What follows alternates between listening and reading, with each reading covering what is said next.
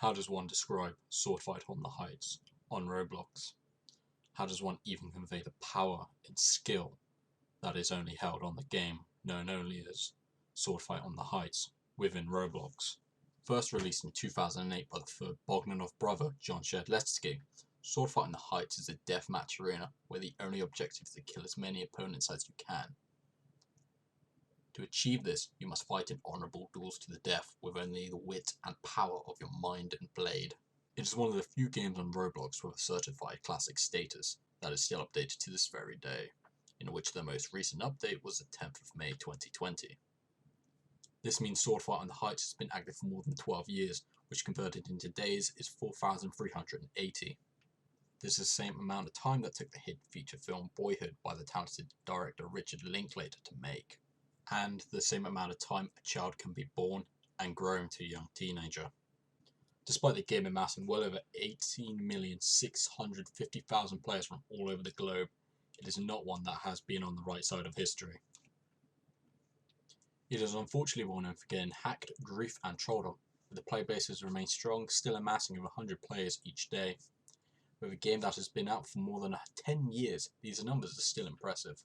People have praised the game for its simplicity, but also criticised it because of it. Perhaps we became too accustomed to Swordfight on the Heights' basic gameplay, or are too simple-minded to understand the intellect of such game design. Was John Sherdletsky onto something here?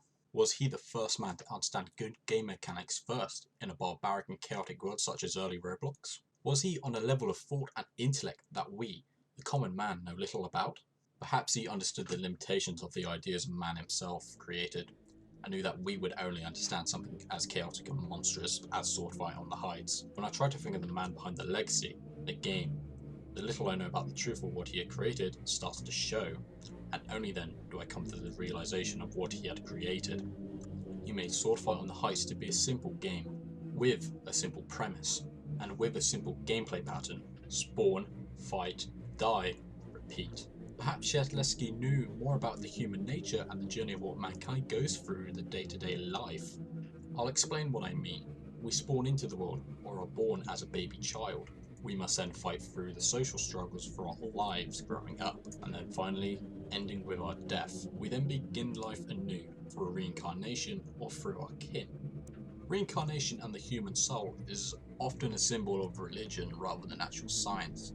This is interesting as the Roblox community often portrays John Sherdletsky in a positive light, such as creating memes and jokes, such as one would offer gifts to a god or sacrifices to appease them. Why does one continue to play this game? A game that has been out for 12 years, or arguably better and more advanced games have released throughout the years. I pondered this question on for a while until I made the realization. It is the same reason why one would enjoy the pleasure of nostalgia and the feeling of dominance in a world where one is unachievable by the common man. Those that have been with Roblox for many years are those that have a strong connection to the old. They stay and fight to gain a status symbol, an arbitrary number of kills within the game.